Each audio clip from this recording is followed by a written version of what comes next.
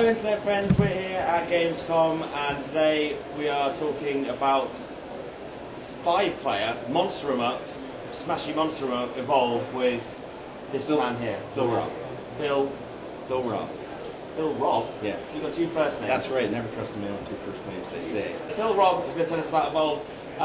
We've seen Evolve before, we've seen the trailer, we've seen the footage, we've seen lots of things going on, and we got to play it today and it was excellent. We really enjoyed it. We played with some of our friends, and it's good in there. We tried to do the team play because the game's all about team play, right? Exactly. Yeah. Well, at least half of the game is. Oh, okay. And then the half is being a horrible monster murdering people and trying to eat them. Yep. Children and Exactly. stuff. With that in mind, I was thinking, okay, so once say this game's been out for 5 or 6 months now. Yep. And you maybe added more maps or whatever the plan is. Wouldn't you think that after a while everyone's just going to learn the map and that the monster's going to have no chance, do you reckon? Like early game? There are a lot of random elements. The maps themselves have dynamic weather, right? So rain can roll in, wash away the monster's tracks.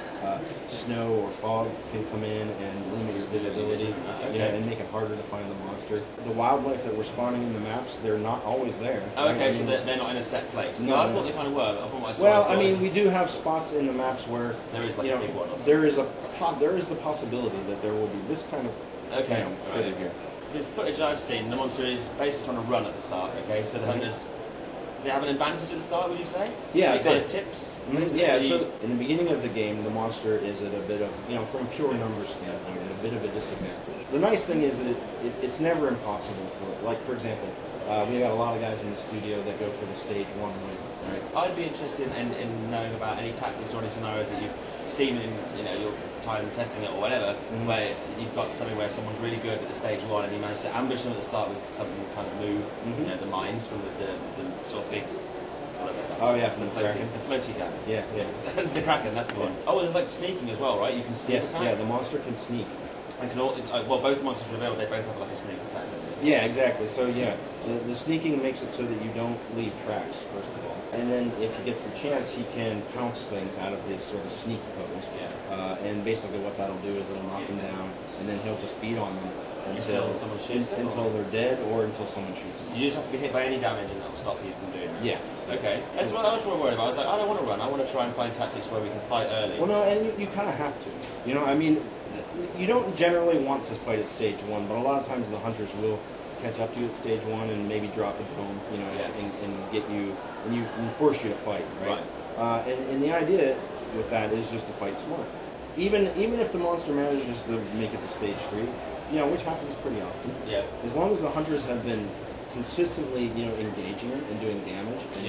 And he's going to be weak enough to finish off. Right, exactly. And the same goes, for the monster. As long as he's been hitting the hunters, that now and then, and harassing them, and knocking them down. Because every time you knock a hunter down, he takes a strike, and that takes 25% of his health, his permanent health away. So does that mean if you go 4 times you're out, or it's 3 strikes. 3 strikes right? You're out. Right. Okay. So after you get down, phrase before. Yeah.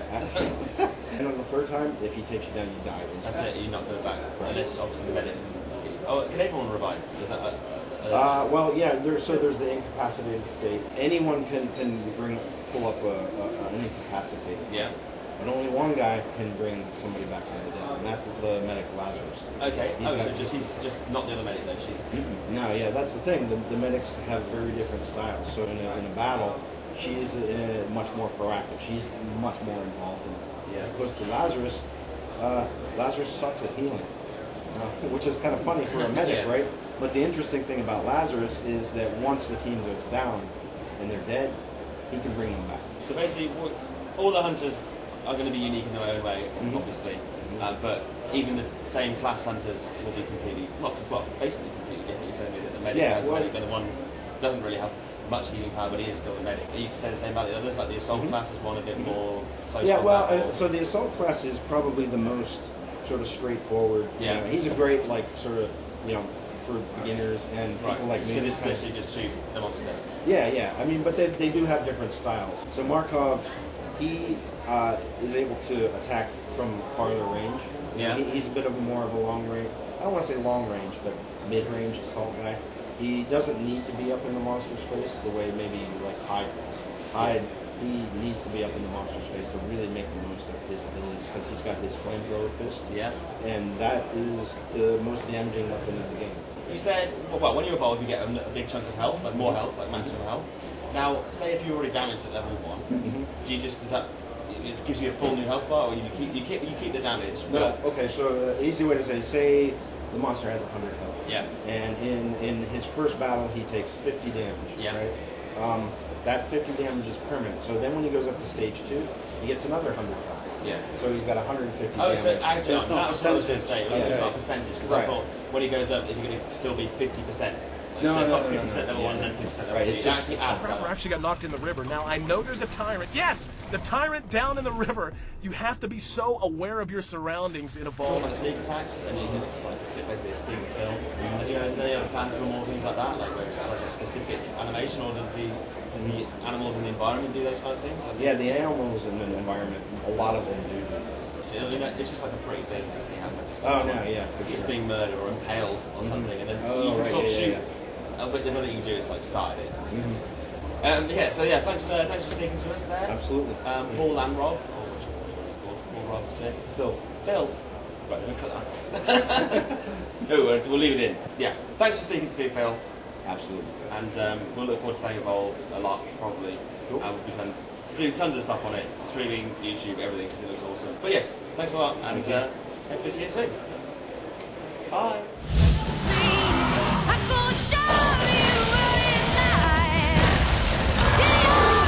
That was Phil Robb, a lovely man. If you enjoyed the video, feel free to hit that like button. If you didn't enjoy the video, then I'm sorry, but still hit the like button.